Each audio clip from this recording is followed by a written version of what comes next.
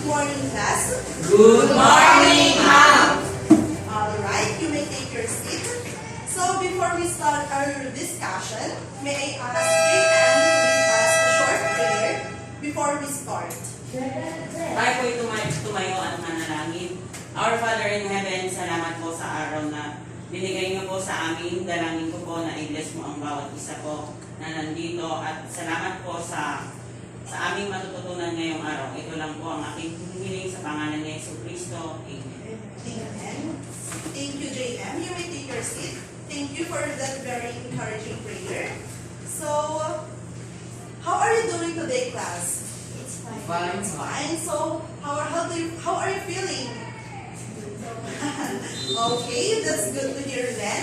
So, can you still remember your numbers? Yes, ma'am. Okay. So, as I call your number, please say present if you are here. Okay, so number 1. Present. Number 2. Present, ma'am. How about number 3? Present, ma'am. Number 4. Present, ma'am. And lastly, number 5. Present, ma'am. Alright, very good, class. Would you mind to give yourselves a round of applause for being here today? Okay.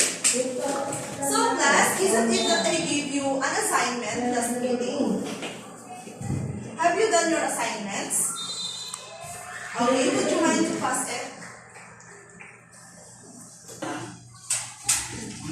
Okay, class, would you mind to pass your papers in front? Okay, LJ, please collect your assignments and give it to me in front.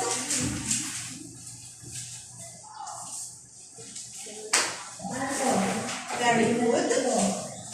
Now, let's proceed to the next part of our discussion. Okay, so our activity for today is fact checked. So class, who among you don't have any Facebook or any social media accounts here?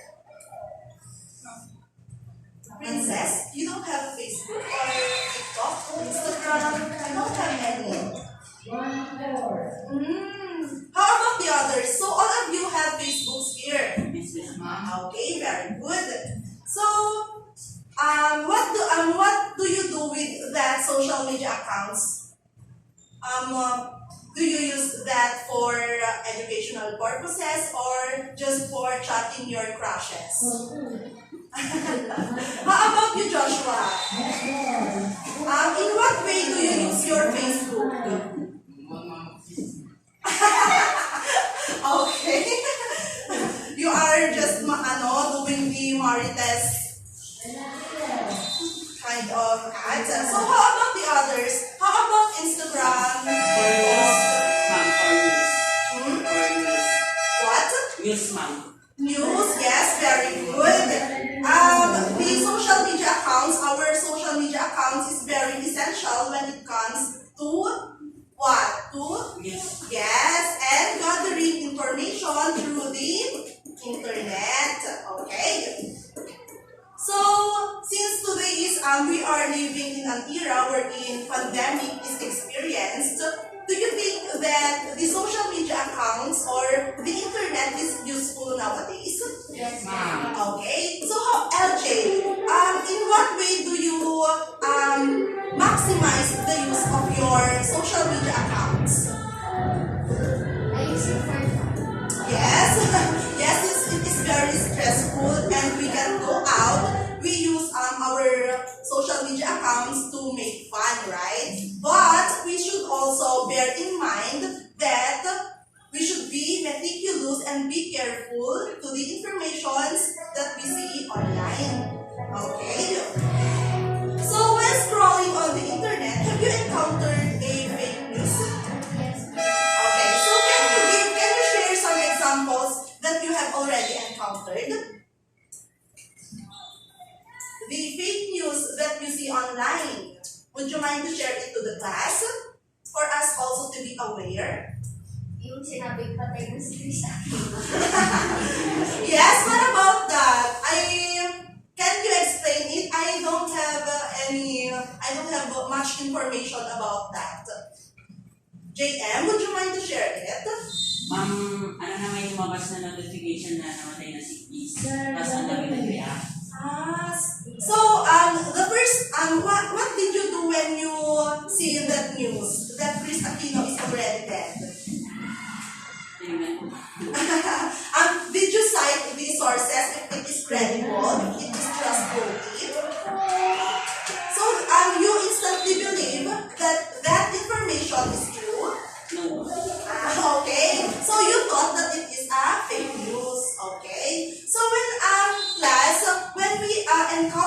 some informations or data that seems to be unreliable or not trustworthy, we should cite our sources. We should see if the source of that information is credible, is reliable, or not. Okay, do you understand, class? Okay, very good.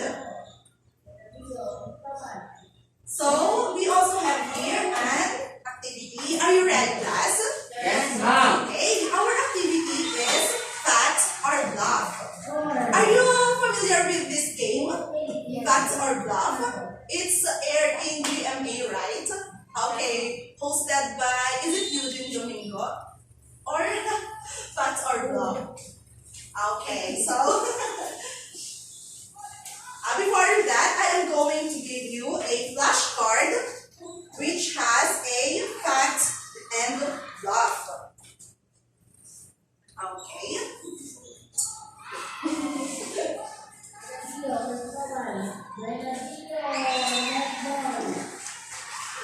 Okay, class. So what are you going to do is, I am going to present some statements and one of you is going to read it and you will analyze or interpret those statements whether they are a fact or a bluff. And you will raise the flashcard fact if the statement is a fact and flashcard bluff if it is a bluff. Anyway, class, do you know what bluff is? Okay, bluff is it is the untrue statement. Okay. So are you ready? Okay. So who would want to read the first statement? Yes, JM. Jose Rizal was born on December 30, 1980. Okay. So what do you think? Is this a fact or a bluff? Are you sure? Are you sure, class, that it is a fact? Yes, ma'am. Okay, class. It is a bluff. Jose Rizal was born on June 19, 1861. Okay. So, LJ, what makes you think that Jose Rizal was born on December 18, 1988?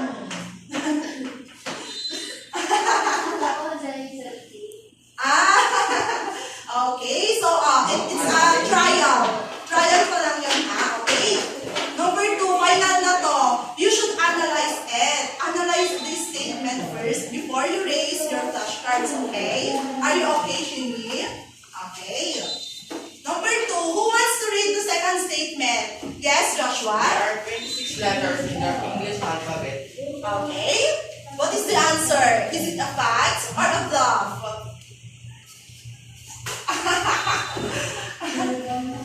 Okay. How about you, Princess? It's a bluff. How about you, JM?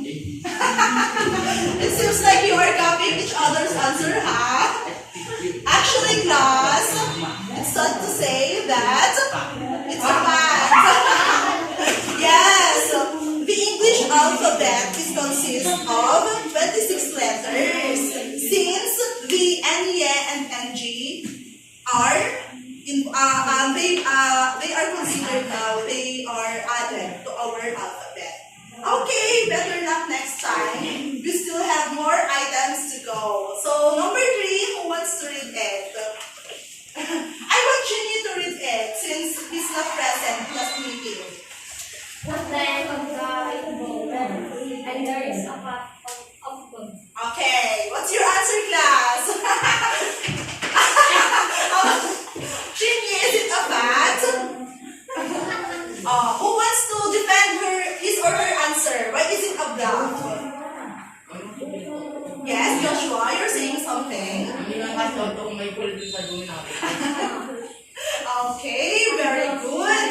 So actually, class, you can reach the end of the rainbow because the rainbow is a kind of optical illusion that forms when the raindrops split light up into the bands of colors. So what we see, the colors in the rainbow are just optical illusions. and we can see the end of the rainbow. Therefore, there is no pot of gold at the end of it. Okay, very good. How about the fourth statement? Who wants to read it? Princess, I guess you want to read. Your heart pumps blood through your body. Okay, take time to analyze. Is it a fact or a bluff? Okay. At the count of 3, you are going to raise your flashcards. 1, 2, 3. Okay, very good. Is it a fact? Very good. So our heart pumps blood through our body. Isn't it that it's not the kidney, it's not the stomach, but our heart. Okay, very good. How about the fifth statement? Who wants to read it? Yes, JM? President Rodrigo Duterte is the 8th President of the Republic of the Philippines. Okay. So, take time to analyze. Is it a fact or a bluff? Okay, dapat sabay-sabay kayo ha. At the count of 3, you are going to raise your flashcards. 3, 2, 1, go! Very good. Princess, are you sure that it is a fact? You are mistaken. So very good class. Why is it? Yes, very good. So who can tell me who is the 8th president? Who is the true 8th president? LJ, do you have an idea? No. How about you, Joshua? I think you know the answer. Okay. So the 8th president of the Republic of the Philippines is no other than Carlos P. Garcia. Okay. How about this one? Who wants to read it?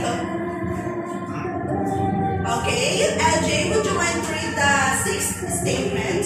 English is the universal language. Okay, class. English is the universal language. Do you agree or not? At the count of 3, wait.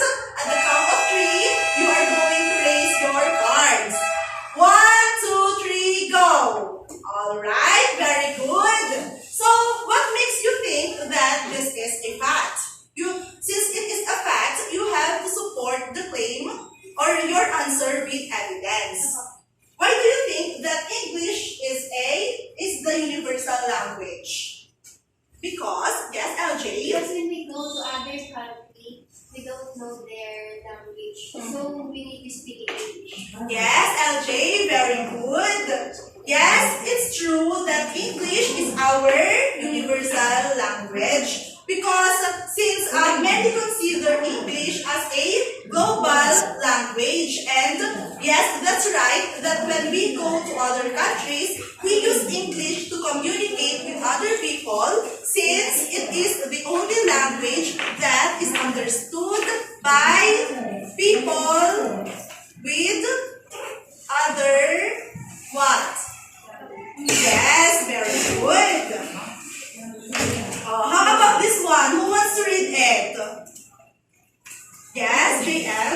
A cloud weighs like 100 elephants. Okay, so take time to analyze it. Is it a fact or a bluff? Are you ready? Okay, at the count of 3, you are going to raise your flashcards, ha? Oh, Shin, don't look at your seatmate. If what is, don't copy each other, your seatmate's answer, ha? You should have your own idea. Okay, at the count of 3, 1, 2, 3, go! It's a bluff. What makes you think that this is a bluff? Who wants to defend their answer? Yes, Joshua? Hindi siya mabigat. Okay. How about you, LJ? When you touch the ground, you can touch it parang, pero pag inano mo, binanong mo. Have you touched the cloud, LJ?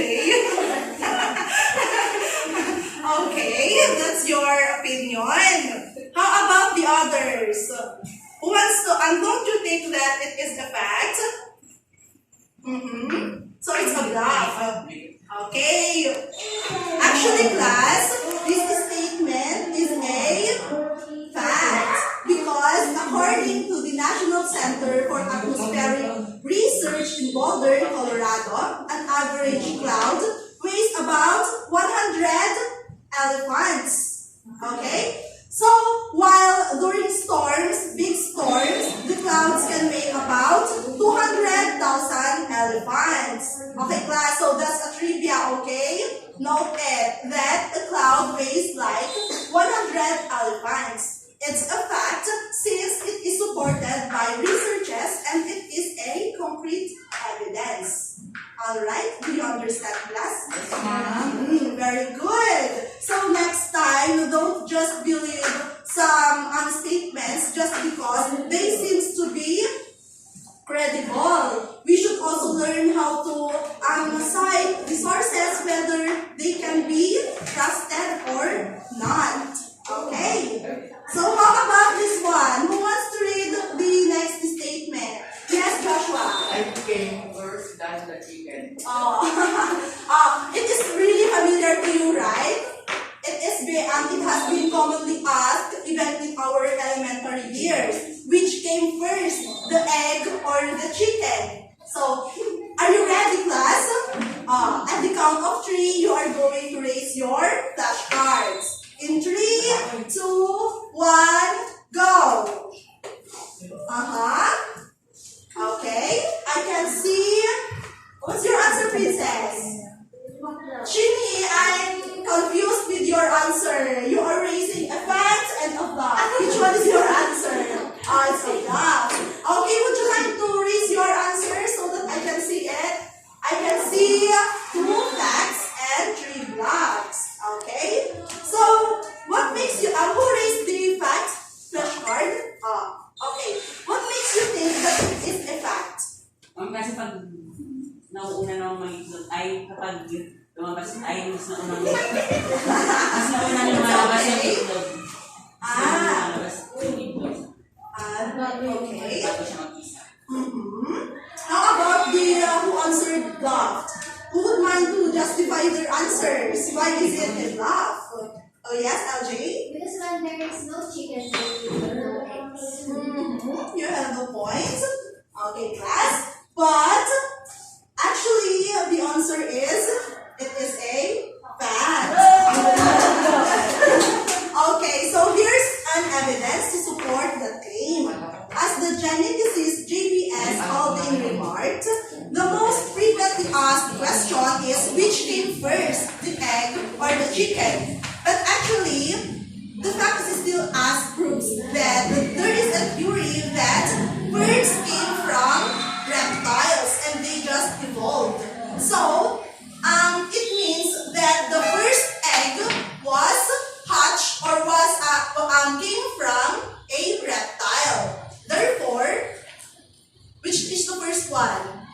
Therefore, there is the egg came first before the chicken. Okay. So, did you understand, class? Yes, Okay. So, the next time that they will ask you, what are you going to answer? Which came first? Egg. Okay. Very good. Okay. So, how about this statement? Who wants to read egg? Yes, Joshua? JM. I'm sorry. Sige, JM. Read egg. Agapito Flores is the Filipino investor of the fluorescent lamp. Okay. Do you know Agapito Flores, class? It's not familiar. Maybe, but it was taught during our elementary in Miss Hekasi. Maybe Joshua is absent that time. I think, ma'am. Okay, so, take a guess na lang. What do you think? Is Agapito Flores the inventor of fluorescent lamp or not? At the count of 3, you are going to raise your flashcards. In 3, 2, 1, go! Joshua, you are really absent that time. So the answer, class, is a fact. Agapito Flores is the Filipino inventor of fluorescent lamp. From the word itself, class, fluorescent lamp. Okay. Okay, class. So the next time that someone is going to ask you, who is the Filipino inventor of fluorescent lamp. Who is it? Gabinong Flores. Yes, Joshua. Yes, ma'am. Bear that in mind, ha? Okay, number 10. Who wants to read it? Who wants to read it? Yes, Princess? The mother should only do the house chore. What do you think? Is it a fact or a bluff? The mother should only do the house chores. Is it a fact? Okay, at the count of 3, have you formulated your answers, your guesses? At the count of 3, you are going to raise your flashcards. 3, 2, 1, go! Okay? Bluff, it's a fact. I can see 3 facts and 2 bluffs. Okay, so let me ask Joshua first. What is it a fact? Defend your answer, Joshua. Why is it a fact? How can you say that the mother should only do the house chores? You should defend your answer since you stated that it is a fact. Because?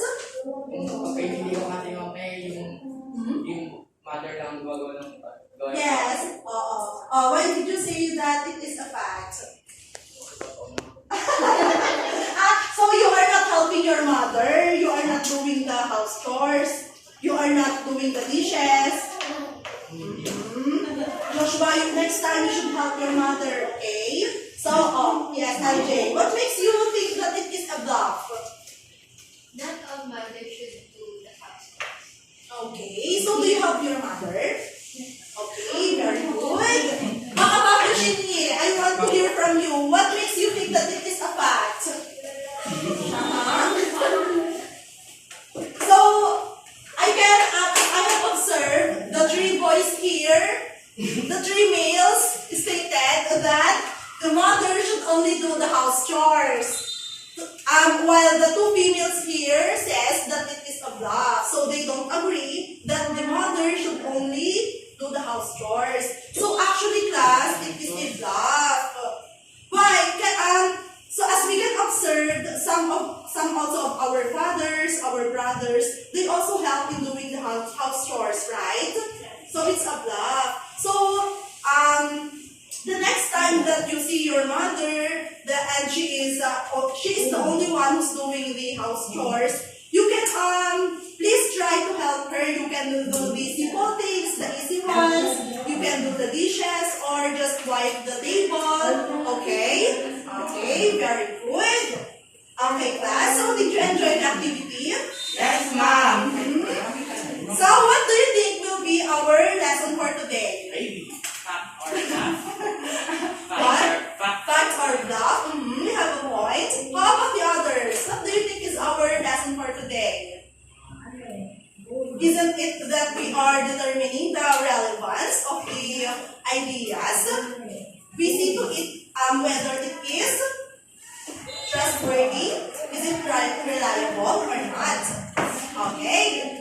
So for today's lesson class, our lesson for today will introduce you to real life experiences. And in your journey, when you already are working, since the outside world is really what?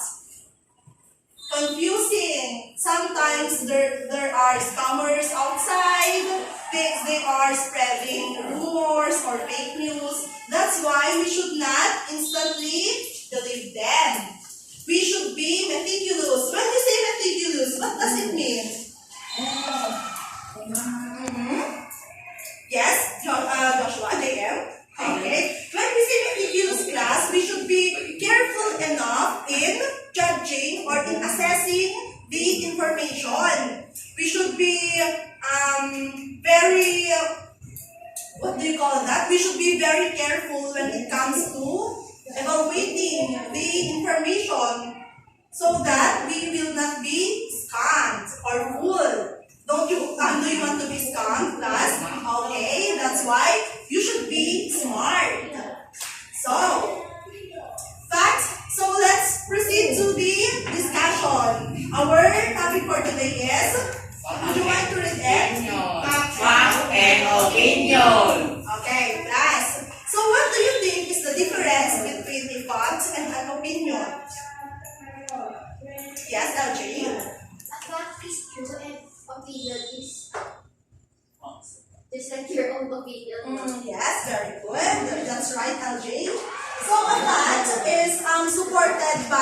evidence, while opinion is just your own personal claim. So when I say that Joshua is handsome, is it a fact or opinion? Yes. But yes, somehow it is an opinion, but it is also a fact since it is evident that Joshua is handsome. However, it is my own opinion. Okay, so when I say that JM is wearing white shirt, it is a fact or opinion?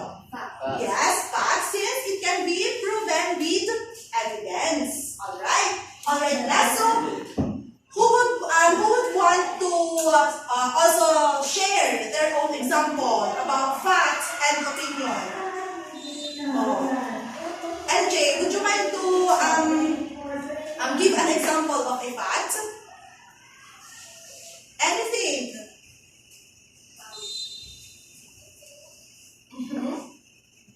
Okay, formulate your ideas. I will go back to you later. How about you, Princess? Can you cite an example of a fact?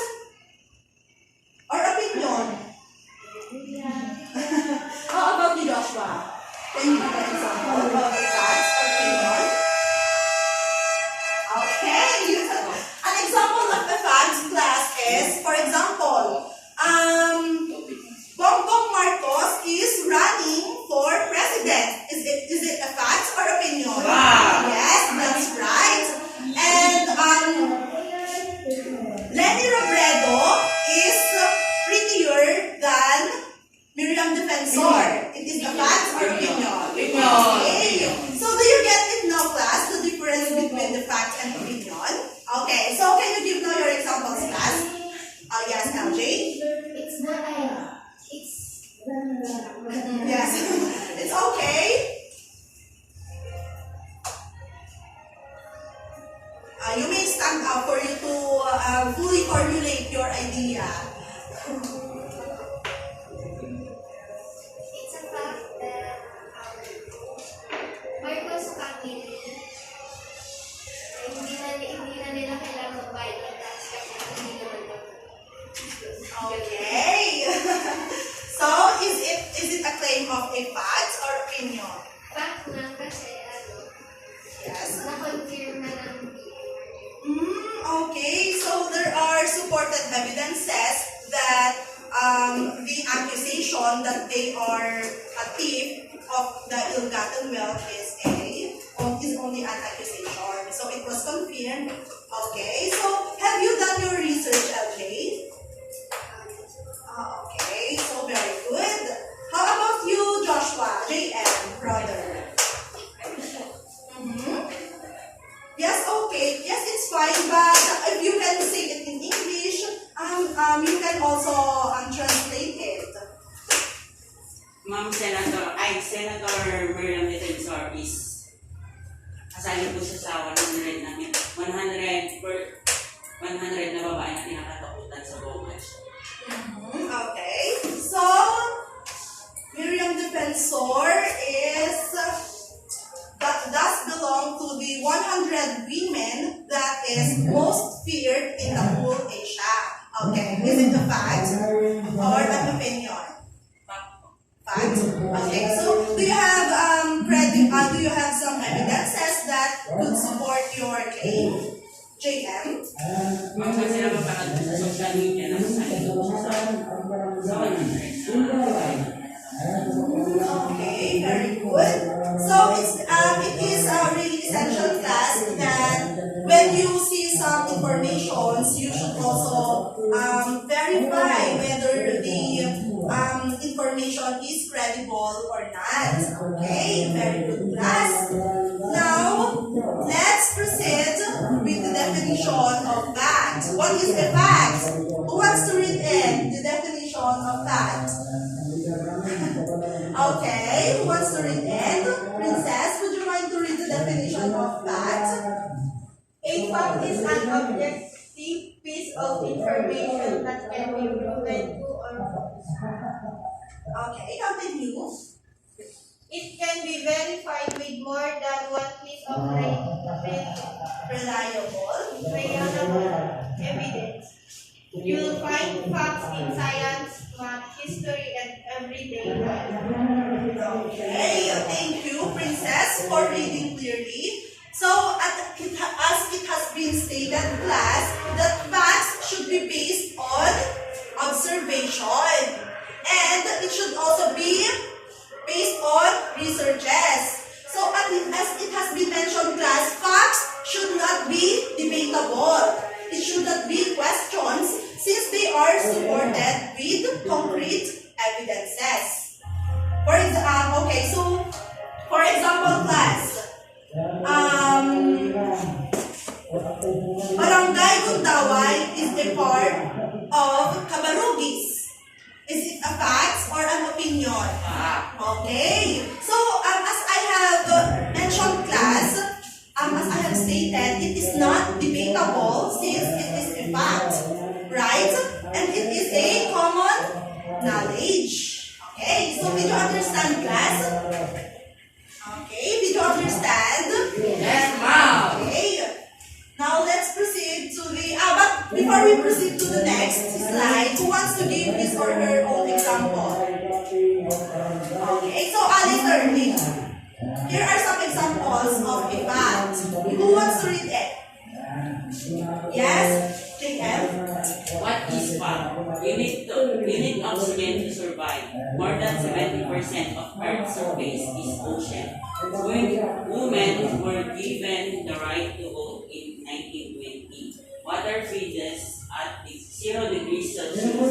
Valentine's Day is on February 14th. Okay, so class, these are examples of facts since they are already proven and it's not debatable since it is a common knowledge that these statements are true. So class, can you live without oxygen? No, right? Therefore, it is a fact. More than 70% of Earth's surface is ocean. Do you believe that that's true? Yes, that's right. How about this? Women were given the right to vote in 1920. Okay, that's also a fact. How about water freezes at 0 degrees Celsius? Do you think that the water will freeze at 0 degrees Celsius? Yes, very good. And Valentine's Day is on February 14. Okay, so that's a fact. Now let's proceed to the opinion. Who wants to read the definition of an opinion? Yes, LJ? Unlike facts, opinion can be verified. They can be supported by the evidence as being persuasive, writing, but not legally. Anyone can have any opinion about anything because it doesn't need to be based in reality. Okay, thank you LJ for reading. So class, did you understand the definition of opinion? Okay, so all of us class has our own opinion. And I'm telling you that opinions are useful. They are also useful because they help in persuading some other people, especially when our opinion is relevant to the topic. Okay, so based from the exam, in your opinion, what do you think is, in your opinion, Joshua, who do you think will win at the volleyball competition today?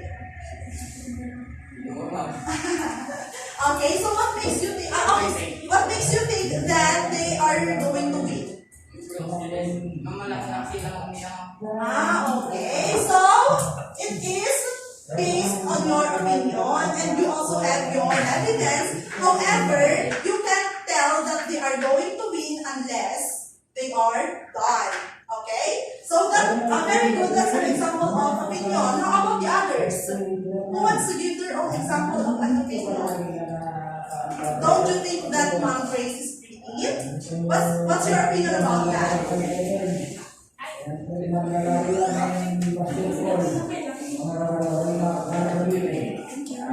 Okay, so based on your opinion, class, do you think that Mom Grace is pretty? Okay, that's an opinion at the same time it is also a fact since it can be supported with evidence. So do you understand the definition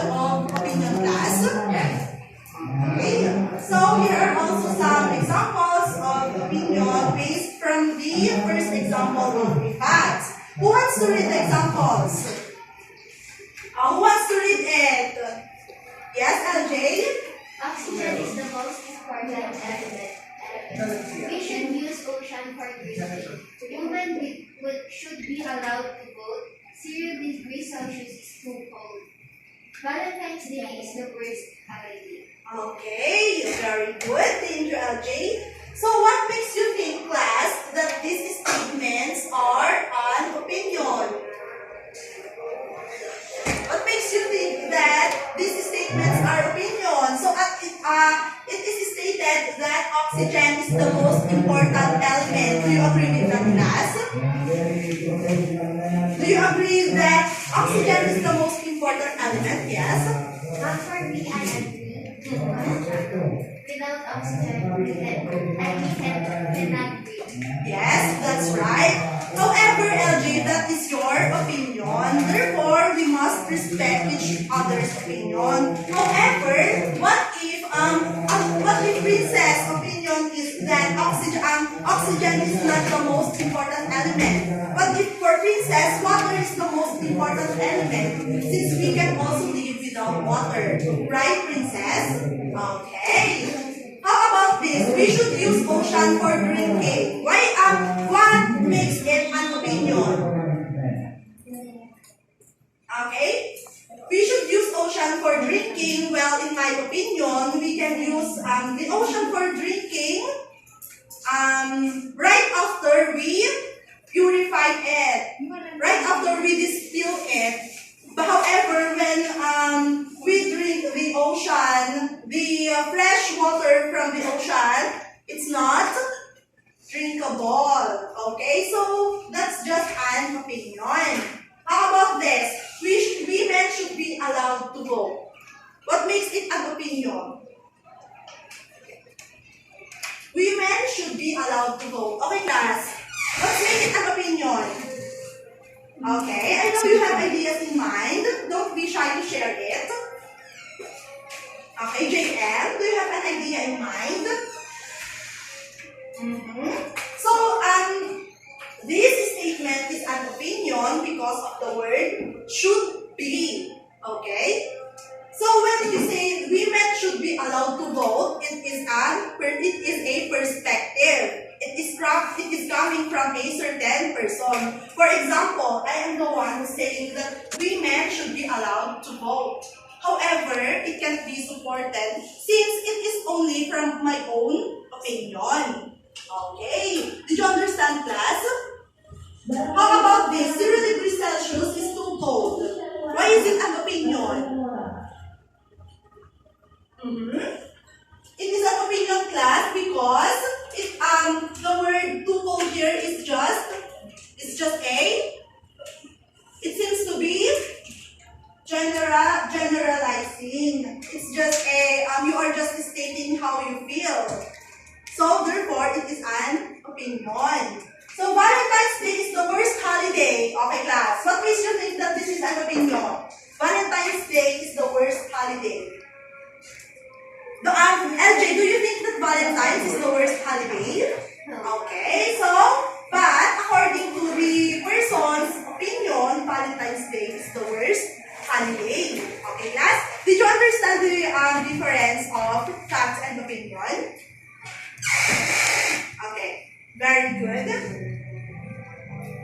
Now, are you sure you don't have any questions about fact and opinion? You can ask me if you need some enlightenment or something. Are you confused about opinions or facts? Don't you have any questions? Okay, are you sure? So, are you ready to take the activity? To do the activity? Okay. So, here's the second activity. Watch. It is entitled, class, would you mind to read it? Watch your words. Okay. So, to test your understanding, class, we are going to do a short activity entitled, Watch Your Words. So, class, I will be playing a short video clip. It is an advertisement, and you are going to watch it carefully so that you will understand it and you will know the answer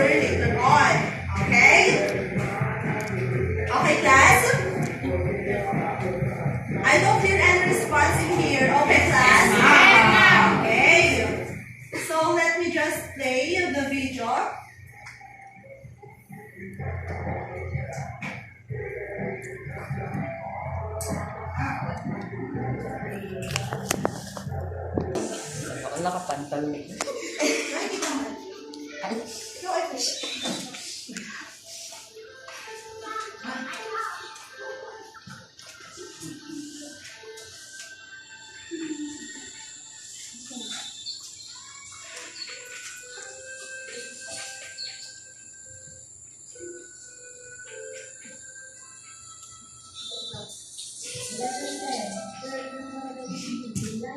Bakit tayo mga itak? Pakunin natin ang mga tawag mo sa pinto. Ang tawag mo ay ang tawag kay malinis sa puso.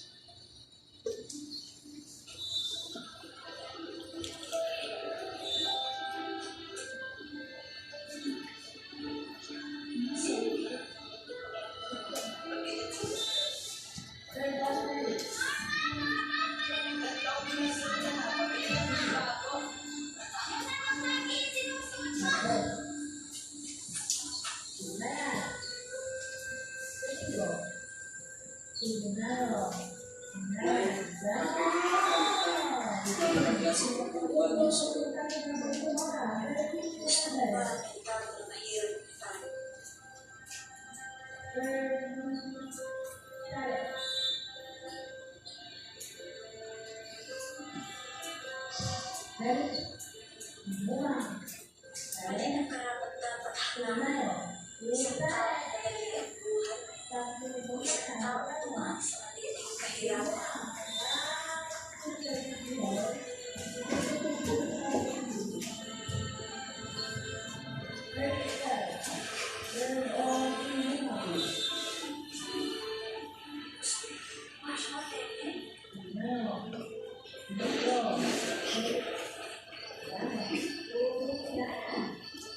Pag dinitsura mo, di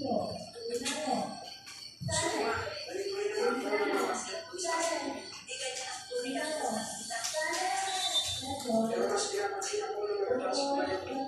Kailangan talaga magbago para magpagpagpag ng tao.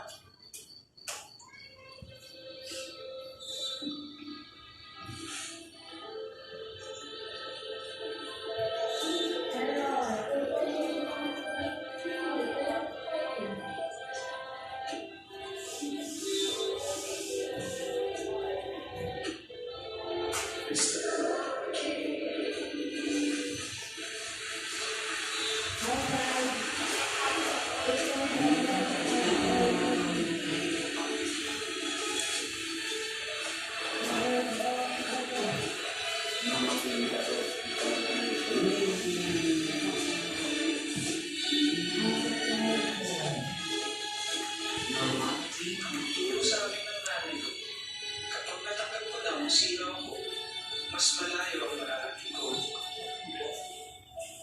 Ako si Norman King. Pinagmamalaki kong ako ay isang alta Filipino.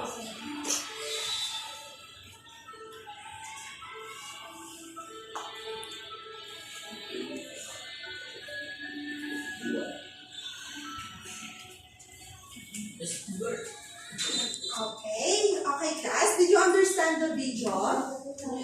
Do you want me to play it again? Or you have understood it already? Okay, so you have understood it.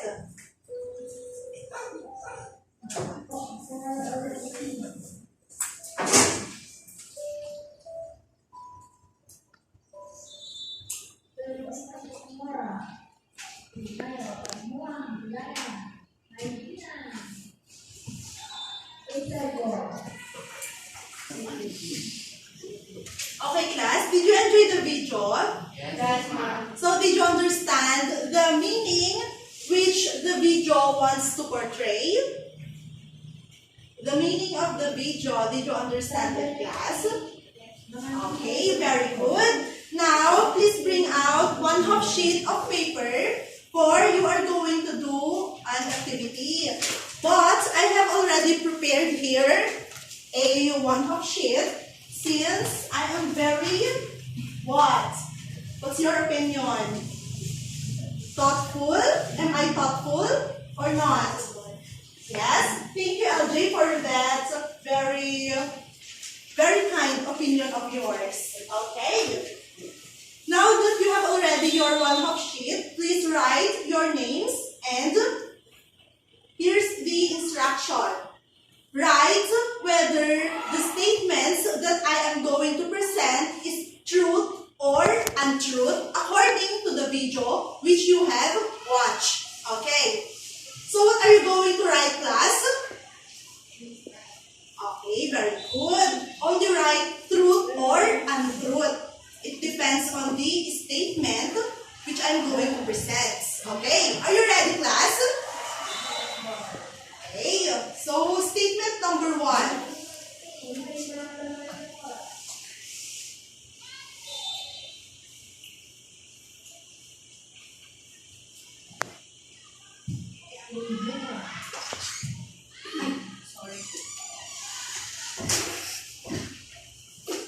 Okay, class. Just let me know if you are done answering so that we can proceed to the next statement. Okay, class. Are you done? Okay, now let's proceed to the statement number 2. Please read and analyze it carefully, okay?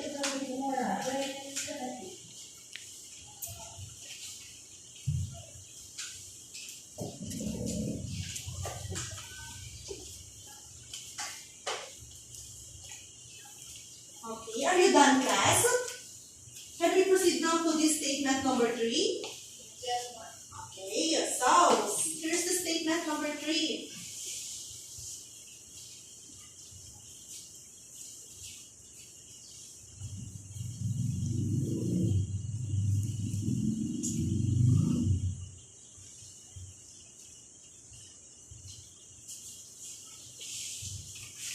Okay, class, are you done? Statement number 4.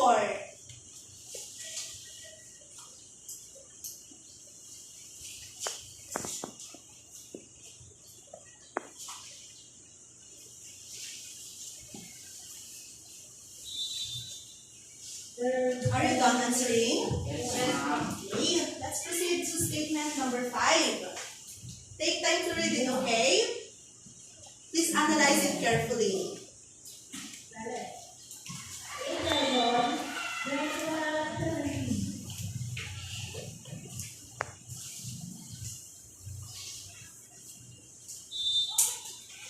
Okay, class, are you done? Are you done answering, class? Yes, ma'am. Okay. So let's now answer. Let's now see the answers. If you got it correct, this time we are going to assess whether you really understood the video or not. So who wants to read the statement number 1? Who among you wants to read it? Yes, JM? You're raising your hand? The child asked her mother why they Atas have the same color with soil. Atas were often discriminated because of their skin color. Okay, so what's your answer? Okay, how about the others? What's your answer? Very good. That is truth. Okay, for this statement number 2, who wants to read it? Who wants to volunteer, class? Yes, Princess, would you like to read it? Norman was bullied by his classmates because of his old clothes. That's why he asked his mother to buy him new clothes since his classmates were new ones. Thank you. So what's your answer, class? Okay, very good. Yes, the statement is true since Norman was bullied and his classmates are teasing him because his clothes are old. Ano yung sinabi nila kanina? Norman, palitan mo na yung damit mo, luma na. Tama? Yes, ma'am. Okay, very good. Now let's proceed to this statement number 3. Who wants to read it? Class, please let me hear your golden voices. Yes, LJ? Norman dropped out school because he was fed up by the bullying and discrimination of other people against their indigenous identity and groups. Yes? How about the others? What's your answer? Okay, very good. That is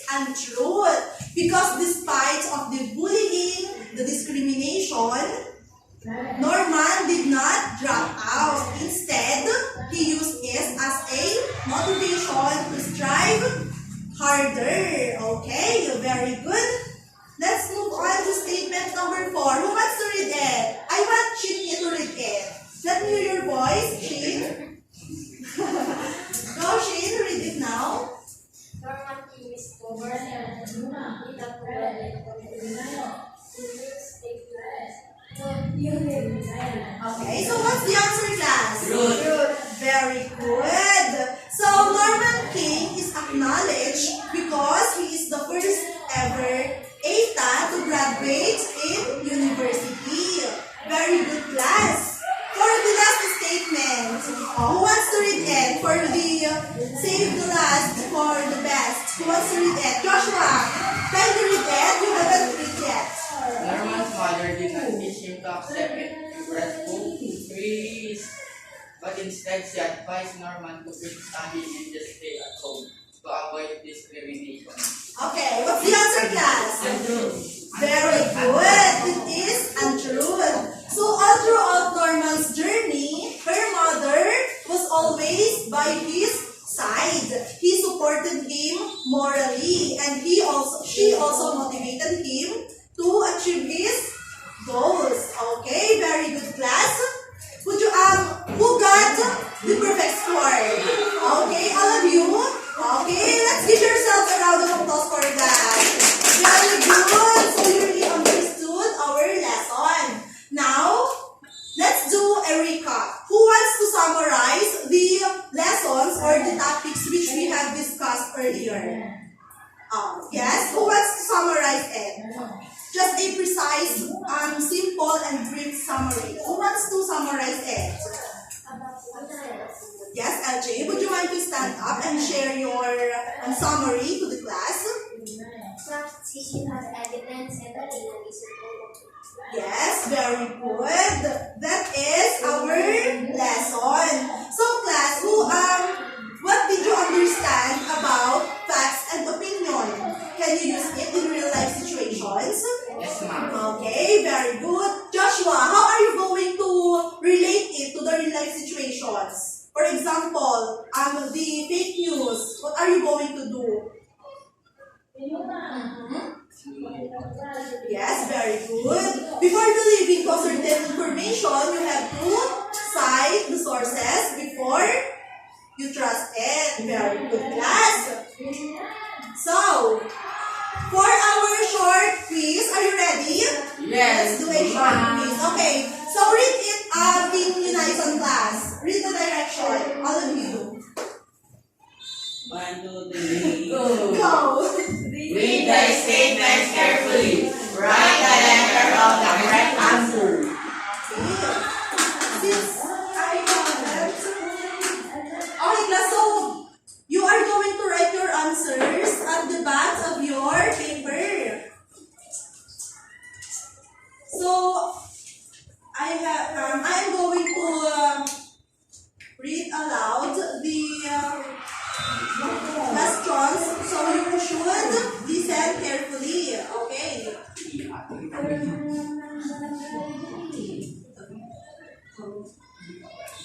Class, are you ready? Yes, ma'am.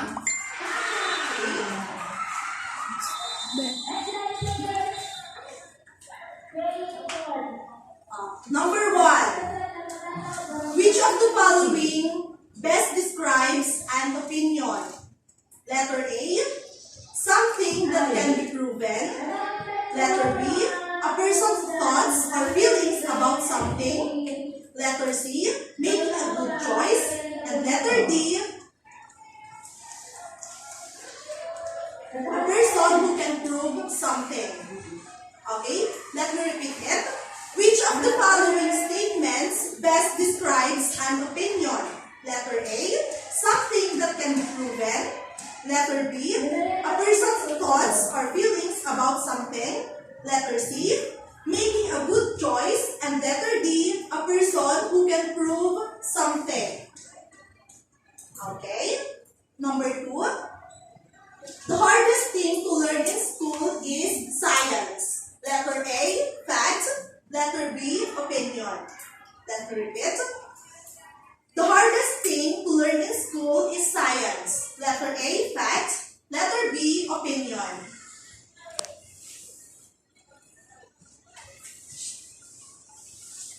Okay, number 3. Which of the following best describes a fact? Letter A, an apple a day keeps the doctor away. Letter B, my mother is the best cook in the world.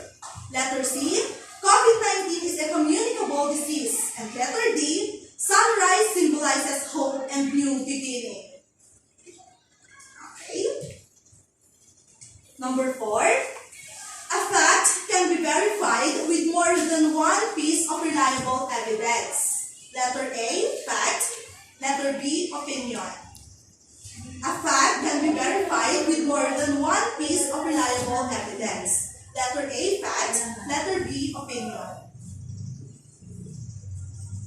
Okay, so number 5. The main campus of Quirino State University is located at Dipun, Quirino. The main campus of Quirino State University is located at Dipun, Quirino. A. Fact. B. Opinion. Okay, class, are you done answering? Are you done answering, class? Okay. Now, please submit your papers in front, and I am going to check it later on. Okay. So, class, do you still have questions in mind? Class, do you still have questions in mind? None. Okay. If that's the case, then let's call it a day. But before you